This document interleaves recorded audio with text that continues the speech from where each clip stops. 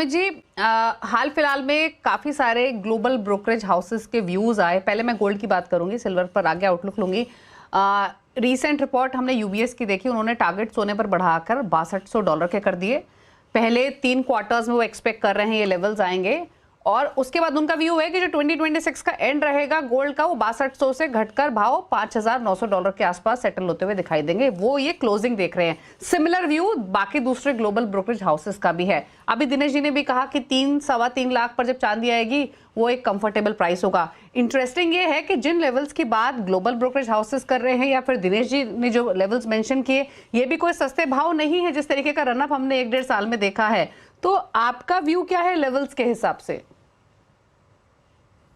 देखिए, मेरा longer term view तो काफी नेगेटिव है सोने और चांदी पे। और उसकी मेरे पास बहुत सारी वजहें हैं। आई थिंक ये जो एक प्रेशियस मेटल्स का ये जो बबल है, मुझे लगता है कि शायद पिछले कई दशकों का सबसे बड़ा बबल जो है वो इस टाइम प्रेशियस मेटल्स में बन गया है।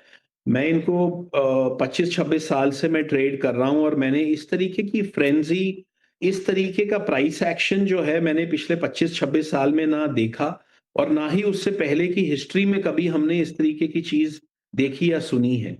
सो इट इज फंडामेंटली बहुत ही मुश्किल है ये जस्टिफाई कर पाना कि जो यहाँ पे प्राइस मूव्स हुए हैं। अगर मैं ईटीएफ की बात करूं तो सिल्वर ईटीएफ में 872 मिलियन आउंसेस ग्लोबल ईटीएफ में टोटल आउंसेस इन्वेस्टेड थे, जो कि 825 रह गए हैं। तो ईटीएफ में जिसकी लोग बात करते हैं कि बहुत पैसा ईटीएफ में जा रहा है, एक्चुअली ईटीएफ होल्डिंग्स जो चांदी की हैं वो इन टर्म्स ऑफ क्वांटिटी, वो जो है पिछले 2 महीने से भी ज्यादा की जो है लोएस्ट फिगर पे हम लोग आ गए हैं।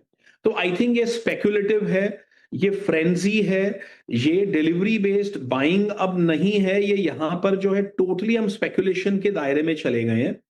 मगर जब ये इस तरीके के बबल्स इन्फ्लेट होते हैं तो उनको ये प्रिडिक्ट करना कि वो एग्जैक्टली किस पॉइंट से वो एकदम ढह जाएंगे, ये प्रिडिक्ट करना बहुत मुश्किल है।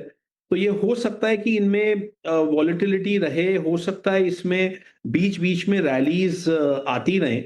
मगर आई थिंक अगर आप मेरे से पूछेंगे कि आज से 2 साल बाद गोल्ड या सिल्वर क्या होंगे, तो मैं यहां से बहुत कम लेवल्स मैं सोचूंगा। मुझे सिल्वर में जो भी पीक या तो लग गया है कल $121 का, और या हो सकता है नहीं लगा हो और ये दोबारा उसको सरपास करे।